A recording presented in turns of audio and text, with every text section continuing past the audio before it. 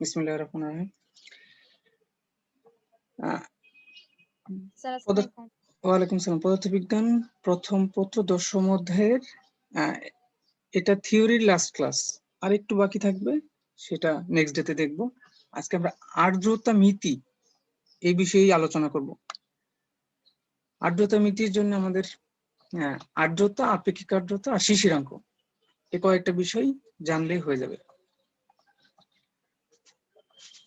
আর্দ্রতা মিতি মূলত তোমার বাতাসে কতটুকু জলীয় বাষ্প আছে ওইটা মাপি আমরা। আজকে পুরো আলোচনায় বাতাসে জলীয় বাষ্প কতটুকু আছে, সর্বোচ্চ কতটুকু নিতে পারবে, একটা লিমিট আছে অবশ্যই, তার আলোচনা। আর শেষে শিশিরাঙ্ক, মানে শিশির কখন পড়বে আর কি, কোন তাপমাত্রায় যায় শিশির পড়বে, তাপমাত্রা ডিপেন্ডেন্ট একটা রাশি, সেটার আলোচনা। দুইটা সমীকরণ দেখা যাচ্ছে, R equal small F divided by capital F into 100%, এটা আমরা দেখব। আর শিশিরাঙ্কের একটা সমীকরণ আছে, theta equal theta 1 minus G theta 1 minus theta 2, এটাও দেখব। তো এইটুকু, এই চারটা টপিকই আলোচনা। শুরুতেই কয়েকটা সংজ্ঞা দেখে নিই আমরা।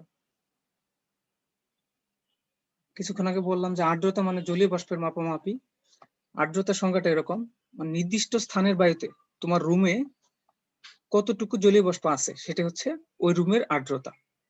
বা আসলে তো জলীয় বাষ্প নির্দিষ্ট রুমে থাকে না, এলাকায় থাকে। মনে করো ঢাকার বুয়েট এলাকায় জলীয় বাষ্পের পরিমাণ কত, এটা হচ্ছে ওই এলাকার আর্দ্রতা।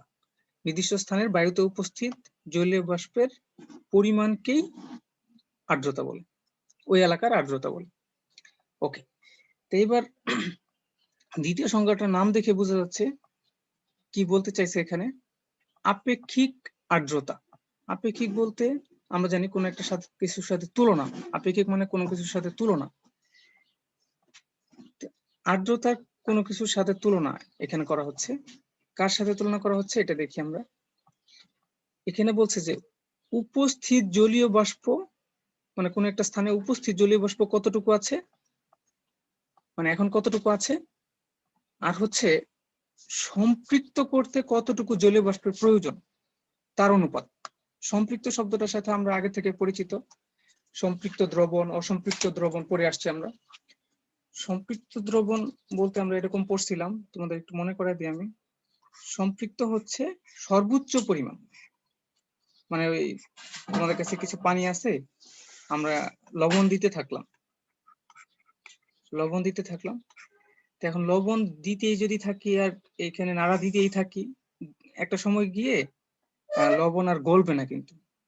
তো এই যে সর্বোচ্চ যে পরিমাণ লবণ, মনে করো 100 গ্রাম লবণ, 1 লিটারে 100 গ্রাম লবণ যদি আমরা সর্বোচ্চ দিতে পারি, এটা হচ্ছে আমাদের ওই দ্রবণটা সম্পৃক্ত অবস্থা। মানে লবণ পানি সর্বোচ্চ 100 গ্রাম পর্যন্ত লবণকে গুলাইতে পারে, নিতে পারে।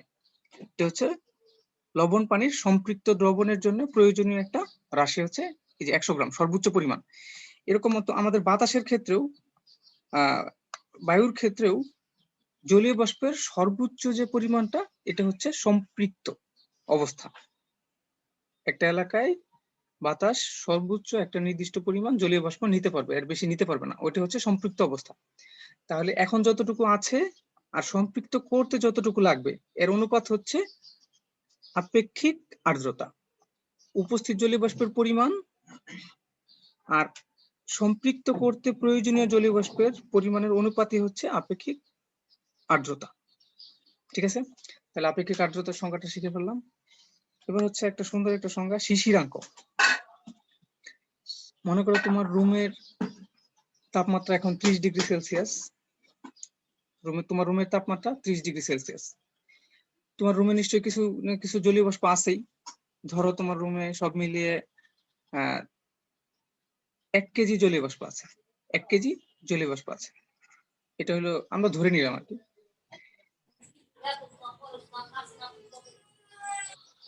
এখন যদি তোমার রুমের তাপমাত্রা কমাইতে থাকো, কোনোভাবে কমাইতে থাকো, কমাইতে পারবা, তুমি বিভিন্নভাবে কমাইতে পারবা। এয়ার কুলার স্যার ছেড়ে দিতে কথা না স্পষ্ট বোঝা যাচ্ছে না স্যার। হ্যাঁ, কথা স্পষ্ট বোঝা যাচ্ছে না। আচ্ছা, অন্যদেরকে জিজ্ঞাসা করে দেখো তো। আচ্ছা, অন্যরা কি অস্পষ্ট শুনতেছো? জি স্যার। স্যার স্যার মাঝখানে মাঝখানে একটু বাফারিং হইতেছে। Yes sir. আমার আসলে এই মডেমটা কাজ না করার কারণে এই ঝামেলাটা হচ্ছে। আমি ওয়াইফাইতে করতেছি লেকচারটা, আমি মডেম কানেক্ট করার চেষ্টা করতেছি, দেখি ওটা যদি হয়ে যায় তাহলে আর এই সমস্যাটা থাকবে না আশা করি। আচ্ছা, যতটুকু হয় আর কি। আর রেকর্ডের সময় দেখছি যে ঠিকই থাকে, যদি যেটুকু শোনা না যাচ্ছে ওইটুকু একটু দেখে নিও আর কি, সময়টা একটু মনে রাখো। এখন তোমার রুমের তাপমাত্রা 30°C। তোমার রুমে যে পরিমাণ জলীয় বাষ্প আছে মেপে দেখলাম আমি 1 কেজি হবে ধরে নাও। এখন যদি তাপমাত্রা কমাইতে থাকি, তোমার রুমের তাপমাত্রা যদি কমাইতে থাকি, সম্ভব কোনোভাবে কমাইতে পারি আমরা, যদি কমাইতে থাকি দেখবো যে একটা সময় গিয়ে তোমার রুমে শিশির পড়া শুরু হয়েছে, শিশির জমা শুরু হয়েছে। এই যে আমরা সকালে যে ঘাসের উপরে যে পানির বিন কণাগুলো দেখি না, ওগুলো হচ্ছে শিশির। একটা তাপমাত্রায় গিয়ে শিশির পড়া শুরু হয়েছে, অথচ বর্তমানে কিন্তু তোমার রুমে কোনো শিশির নাই। তার মানে হচ্ছে যে তোমার রুমে যে পরিমাণ জলীয় বাষ্প আছে এটাকে যদি এইভাবে রেখে তোমার রুমের তাপমাত্রা কমাইতে থাকো, তাহলে একটা সময় গিয়ে শিশির পড়া শুরু হবে। তো সেই তাপমাত্রাটাকেই শিশিরাঙ্ক বলে।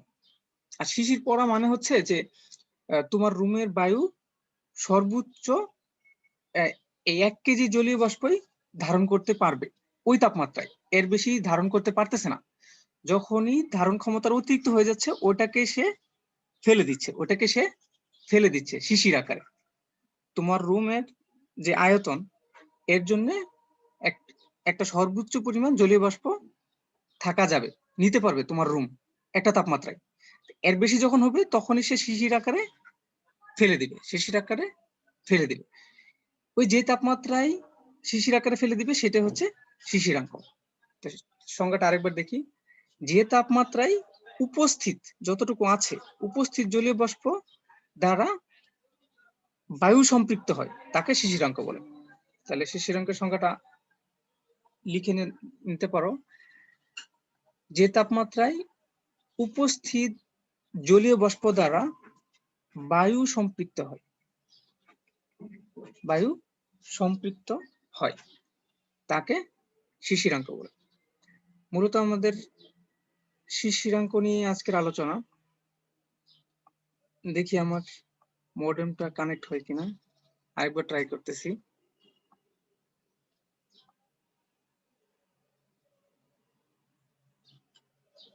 হ্যাঁ, কানেক্ট হয়েছে। এবার আশা করি আর বাফার হবে না। ওকে, তাহলে 3টা সংখ্যা বললাম, সংখ্যাগুলো আরেকবার রিভাইজ করি, এগুলো খুবই কাজের, প্রয়োজনীয় আর কি। আর্দ্রতা বলতে বায়ুতে উপস্থিত জলীয় বাষ্পের পরিমাণ, আপেক্ষিক আর্দ্রতা বলতে উপস্থিত যতটুকু আছে আর সম্পৃক্ত করতে যতটুকু প্রয়োজন তার অনুপাতকে আপেক্ষিক আর্দ্রতা বলে। আপেক্ষিক আর্দ্রতাকে আর দ্বারা প্রকাশ করা হয়। কিছুক্ষণ আগে আমরা একটা সমীকরণ দেখছিলাম, R equal to F by capital F. F হচ্ছে উপস্থিত,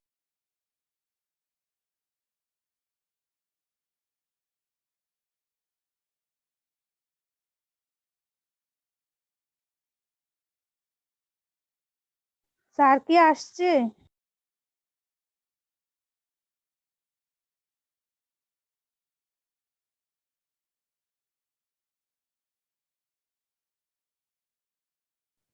এর আগে তিনি আলোচনা করছেন, নেটওয়ার্ক ছিল না, কারেন্ট চলে গেছে, তাই কিছু বুঝি নাই স্যার।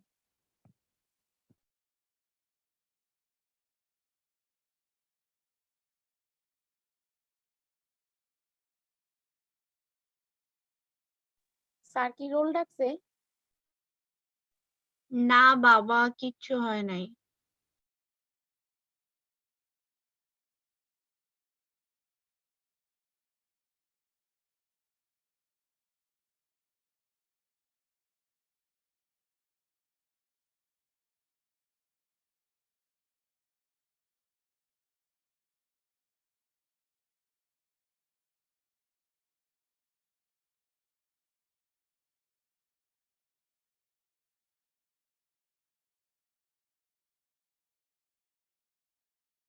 স্যার আপনার কথা বুঝতে পারছেন না। স্যার আপনার মাইক্রোফোন মিউট করা।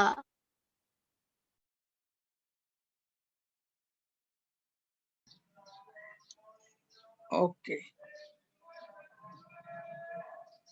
আচ্ছা এগুলো মনে হয় ভিডিওটা আমার অনেক কাট করতে হবে, কাট করে তারপরে ঠিক করতে হবে। আচ্ছা এটা নিয়ে টেনশন করতেছি না, ঠিক করে দিব না আমি।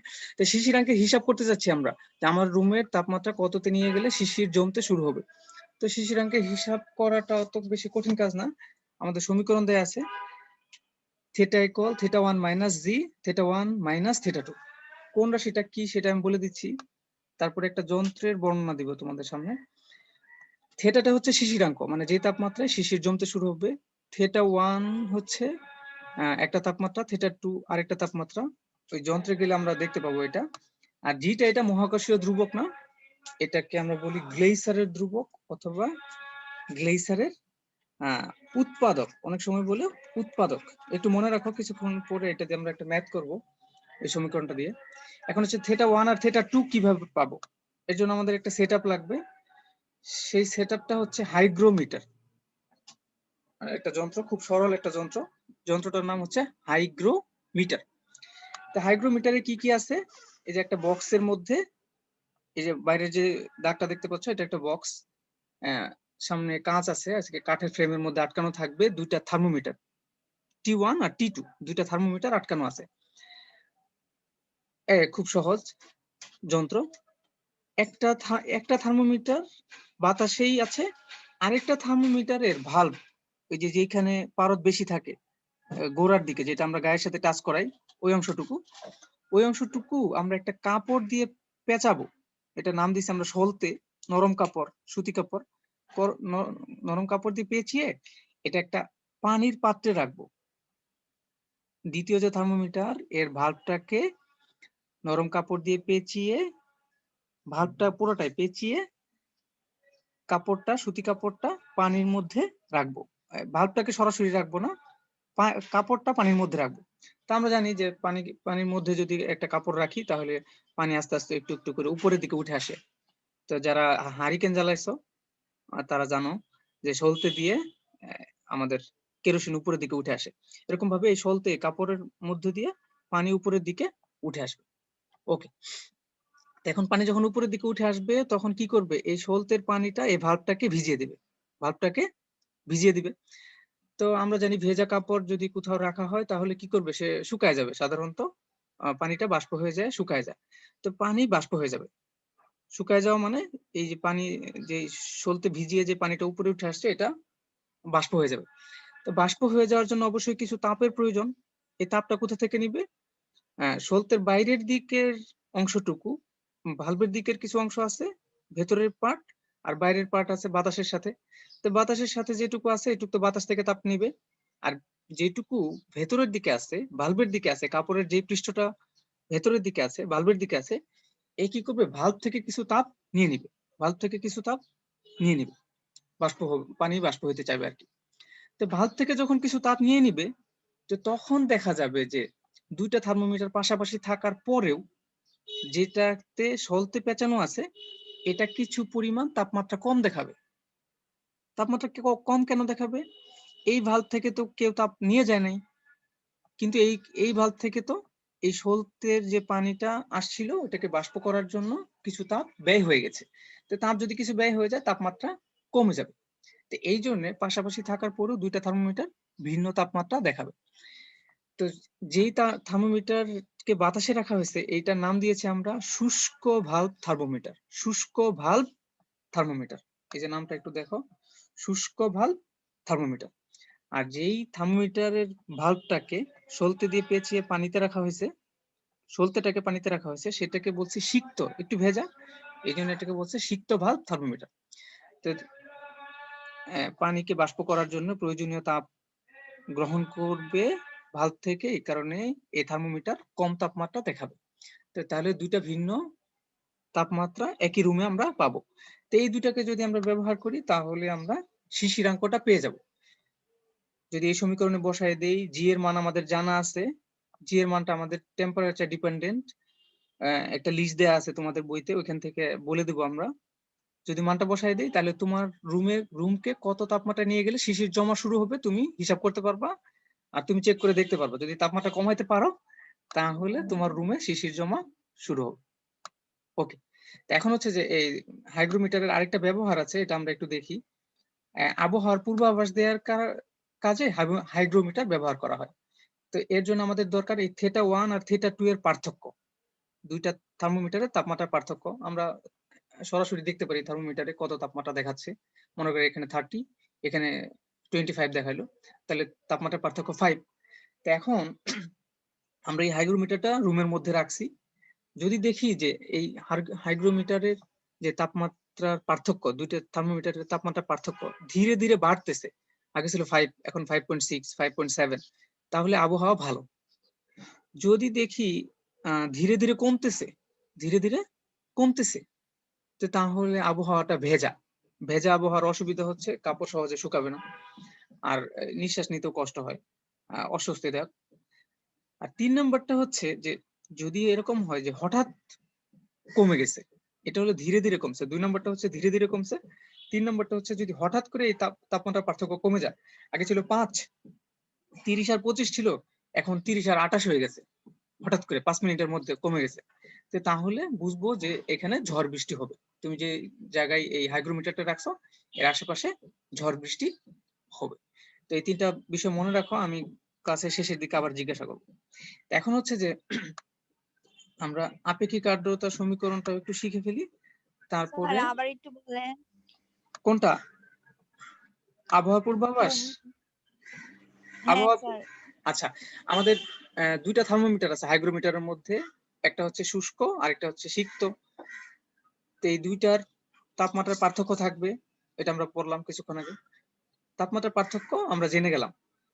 মনে করো 10টার সময় চেক করছিলাম 5 ডিগ্রি, এখন 10:30 বাজে দেখলাম যে 5.1, মানে বেড়েছে, তাপমাত্রার পার্থক্য বেড়েছে, তো তাহলে আবহাওয়া ভালো। যদি দেখি 5.1 না হয় 4.9 হয়ে গেছে, কমে গেছে, আগে ছিল 5 এখন একটু কমে গেছে, তো তাহলে আবহাওয়াটা ভেজা আবহাওয়া ভালো না, অস্বস্তিদায়ক, কাপড় দেরিতে শুকায়, তারপরেও এটা তো ক্ষতিকর না। কিন্তু যদি দেখি যে কিছুক্ষণ আগে 5 ছিল, এখন হঠাৎ করে পার্থক্য হয়ে গেছে 2, মনে করে শুষ্কটা 30 আর সিক্তটা 28, তাহলে হয়ে গেছে পার্থক্য 2, মানে আধা ঘন্টার মধ্যে অনেক কমে গেছে, তাহলে তোমার এলাকায় যেখানে এই হাইগ্রোমিটারটা রাখছো ঝড় বৃষ্টির সম্ভাবনা আছে, ঝড় বৃষ্টি হতে পারে। ঠিক আছে, মানে হঠাৎ কমে গেলে ঝড় বৃষ্টি, এটা মনে রাখো। আর বেড়ে গেলে ভালো, হঠাৎ কমে গেলে ঝড় বৃষ্টি, আর যদি অল্প অল্প কমে তাহলে কাপড় শুকাতে দেরি হবে আর কি, খুব বেশি ক্ষতি না। ঠিক আছে, আর অস্বস্তিদায়ক একটু। ভেজা মানে আর্দ্রতা বেশি নাই? হ্যাঁ, আর্দ্রতা বেশি, ভেজা মানে আর্দ্রতা বেড়ে গেছে। আর্দ্রতা বেশি যেহেতু বাতাসের মধ্যে জলীয় বাষ্পের পরিমাণ বেশি, তাহলে তোমার কাপড়, হ্যাঁ, আর্দ্রতা যদি বেশি হয়ে যায়, তোমার হ্যাঁ। বাতাসের মধ্যে জলীয় বাষ্পের পরিমাণ বেশি, তাহলে তোমার কাপড় থেকে সে জলীয় বাষ্প অতটা টানতে পারবে না, কাপড় শুকাতে দেরি হবে, এটাই স্বাভাবিক, তাই না? ওকে, এবার হচ্ছে ওইটার আরেক ধরনের হিসাব, এটা হচ্ছে আপেক্ষিক আর্দ্রতা। কিছুক্ষণ আগে দেখছিলাম যে আমার বায়ুতে কতটুকু আছে small F divided by capital F, সর্বোচ্চ কতটুকু নিতে পারবে, মানে সম্পৃক্ত করতে কতটুকু লাগবে, এটাকে আমরা বলতেছি হচ্ছে ক্যাপিটাল এফ। আচ্ছা, শিশিরাঙ্কে না দিয়ে আমরা সম্পৃক্ত করতে বলি তাহলে সুবিধা হবে। একটু এখানে একটু চেঞ্জ করে দিচ্ছি, তোমরা সমীকরণটা লিখে নাও, না হলে ভুলে যাবা। ওকে, তা আপেক্ষিক আর্দ্রতার হিসাব আমাদের সব সময় করতে হবে না। আমরা দেখি কোন একটা খেলা শুরু হলে দেখবো যে হিউমিডিটি 70%, 80% এরকম বলে। হিউমিডিটি কম বেশির কারণে এই শ্বাস নিতে কষ্ট হয়, ভালো লাগে এরকম আর কি। এই কারণে হিউমিডিটিটা সবসময় বলে খেলার সময়, বিশেষ করে ফুটবল বা ক্রিকেটের সময় দেখবা বলে আজকে রিলেটিভ হিউমিডিটি এত, টেম্পারেচার এত, এটা খুব ইম্পর্টেন্ট। এখন হচ্ছে যে আপেক্ষিক আর্দ্রতা মাপার জন্য আমাদের দরকার বর্তমানে কতটুকু জলীয় বাষ্প আছে, আর এই তাপমাত্রাই মানে 30°C তাপমাত্রাই সর্বোচ্চ সে কতটুকু নিতে পারবে, এর পরিমাণটাও জানা দরকার। সর্বোচ্চ পরিমাণ নিতে পারে আমরা জানি, সম্পৃক্ত করতে যে পরিমাণ লাগে এটা সর্বোচ্চ পরিমাণ। তা আমরা জলীয় বাষ্পকে দুই ভাবে মাপতে পারি। একটা হচ্ছে জলীয় বাষ্পের ভর আকারে মাপতে পারি, যে তোমার রুমে এখন কত কেজি আছে, কত কেজি আছে এটা মাপতে পারি। আবার মাপতে পারি হচ্ছে তোমার রুমে জলীয় বাষ্প কতটুকু চাপ দিচ্ছে। জলীয় বাষ্প চাপ দিচ্ছে, বায়ুর চাপ, বায়ু যেরকম চাপ দেয় বাষ্প সেরকম চাপ দেয়, এটা প্যাসকেল আকারে। দুই ভাবে মাপতে পারি, তোমার দুই ভাবেই দেয়া থাকতে পারে, হিসাব করতে হতে পারে। ঠিক আছে, একই কথা, একটা একটা সমানুপাতিক। তাহলে আমরা জলীয় বাষ্পের পরিমাণকে ভরে মাপতে পারি, জলীয় বাষ্প কি পরিমাণ চাপ দিচ্ছে সেই অনুপাতেও সেই হিসেবেও মাপতে পারি। ঠিক আছে, ওকে। তাহলে উপরেও যদি ভর নাও নিচেও কিন্তু ভরই নিতে হবে, উপরে যদি চাপ নাও নিচে চাপই নিতে হবে। যখন আমরা শুধু এফ বাই এফ নির্ণয় করবো সেটা হচ্ছে আপেক্ষিক আর্দ্রতা, আর যখন পার্সেন্টেজ দিয়ে হিসেব করবো তখন হচ্ছে শতকরা আপেক্ষিক আর্দ্রতা, বা অনেক সময় শতকরা না বললেও শতকরায় বুঝায় আর কি, এমনি সাধারণ এরর আর কি। তবে আসলে আপেক্ষিক আর্দ্রতা বলতে এফ বাই এফ, আর শতকরা বললে পার্সেন্টেজ সহ। ঠিক আছে, ওকে। তা আমরা পার্সেন্টেজ সহ করে দিব, আপেক্ষিক আর্দ্রতা চাইলেও পার্সেন্টেজ সহ করে দিব। তো এত সহজ হিসাবটা কেন আমাদের শিখতে হচ্ছে? এত সহজ হিসাবটা শেখার কারণ হচ্ছে দুইটা ঘটনা থাকতে পারে, দুইটা শহরের জন্য এই আপেক্ষিক আর্দ্রতা হিসাব করে তুলনা করতে বলতে পারে, যে কোনটাতে আবহাওয়াটা বেশি স্বস্তিদায়ক, কোথায় কাপড় সহজে শুকাবে, তোমাকে জিজ্ঞাসা করতে পারে। খুব সহজ জিনিস মনে হচ্ছে, আমরা খেলাধুলার বিষয়ে যাচ্ছি না, কাপড় শুকানোর বিষয়ে যাচ্ছি, আর শ্বাস নিতে কোথায় সুবিধা হচ্ছে এই বিষয়ে যাচ্ছি। তো কিরকম তাহলে থাকবে? তাহলে ঘটনা ওয়ানের জন্য বা শহর ওয়ানের জন্য আমাদের ডাটা দেয়া থাকবে, শহর ওয়ানে এখন কতটুকু জলীয় বাষ্প আছে, ধরো 10 কেজি জলীয় বাষ্প আছে, আর সর্বোচ্চ নিতে পারবে হচ্ছে এক মনে করো যে 20 কেজি, মনে করো 20 কেজি। তো তাহলে এটা তো খুব সহজ, তাহলে শহর ওয়ানের জন্য আপেক্ষিক আর্দ্রতা 50%, আপেক্ষিক আর্দ্রতা হয়ে গেল 50%। ওকে, হিসাব করে ফেললাম। এবার যদি শহর 2 এর জন্য বলে, শহর 2 তে আছে মনে করো যে 18 কেজি, আর সর্বোচ্চ নিতে পারে হচ্ছে এটাও 20 কেজি মনে করো সর্বোচ্চ নিতে পারে, একই হবে এমন কোনো কথা নাই। তো এটাকে যদি পার্সেন্টেজ করি তাহলে পাওয়া যাবে 90%। 90%।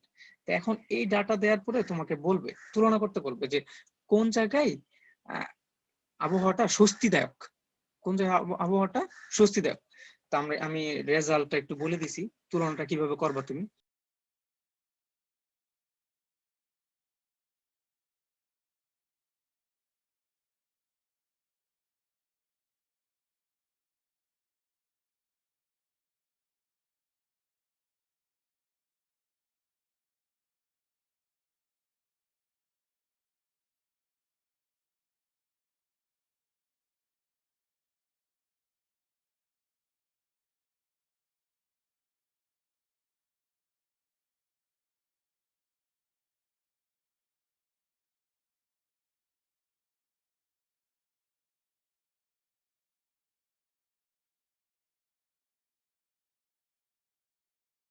স্যার আপনি মিউট। হয়ে যাচ্ছে কেন? আচ্ছা, থ্যাংক ইউ। আমরা যখন এই রাশিটা দিব, হিসাবটা করতে দিব, তখন বলবো যে কোথায় অস্বস্তিদায়ক।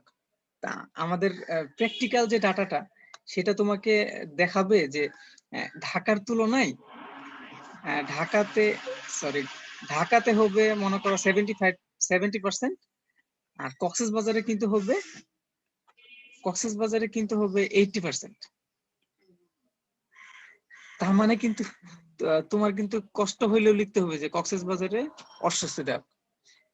বাস্তবে হচ্ছে যে শুধুমাত্র হিউমিডিটির উপরে নির্ভর করে না আবহাওয়া কেমন। রোল দিতে হবে না, আমি রোল কল করবো। অস্বস্তিদায়ক শুধুমাত্র হিউমিডিটির উপরে নির্ভর করে না, কিন্তু শুধুমাত্র যদি হিউমিডিটি থাকতো তাহলে কক্সবাজারেই আবহাওয়াটা বেশি অস্বস্তিদায়ক হইতো। ঢাকাতে ধুলাবালি, বিভিন্ন গ্যাস আছে, এই কারণে আসলে যদিও ফিজিক্সের ভাষায় ঢাকাটা বেশি স্বস্তিদায়ক হওয়ার কথা, বাস্তবে স্বস্তিদায়ক না। কিন্তু আমাদের ফিজিক্স কিন্তু বলতেছে যদি অন্য কোনো ঝামেলা না থাকতো তাহলে কক্সবাজারের আবহাওয়াটা বেশি অস্বস্তিদায়ক হতো। ঠিক আছে, ওকে। এটা নিয়ে পরের দিন আলোচনা করব। এখন তোমাদের একটা ম্যাথ দিচ্ছি, তারপরে আমি পাশাপাশি পার্সেন্টেজটা নিচ্ছি, মানে তোমাদের অ্যাটেন্ডেন্সটা নিচ্ছি। ম্যাথটা এরকম, ডাটাটা নাও, তুলে নাও, আর আমি ক্লাস শেষে অ্যাটেন্ডেন্সের পরে জিজ্ঞাসা করবো, উত্তর জিজ্ঞাসা করবো। ডাটাটা এরকম বলে দিচ্ছি আমি তোমাদেরকে যে শুষ্ক বাল্বের তাপমাত্রা 30 ডিগ্রি সেলসিয়াস, সিক্ত বাল্বের তাপমাত্রা 28 ডিগ্রি সেলসিয়াস, আর গ্লেইসারের উৎপাদক 1.65। তাহলে আমাদের এখানে শিশিরাঙ্ক কত, কত তাপমাত্রায় ওই রুমে শিশির পড়া শুরু হবে। তোমরা একটু করো, 10 করে অ্যাটেন্ডেন্স দিবা, মানে প্রথম 10 জন আগে দিবা, তারপরে 10 জন, তারপরে 10 জন। ঠিক আছে, এটা করতে থাকো, এটা সরাসরি বসায় দিলেই হয়ে যাবে।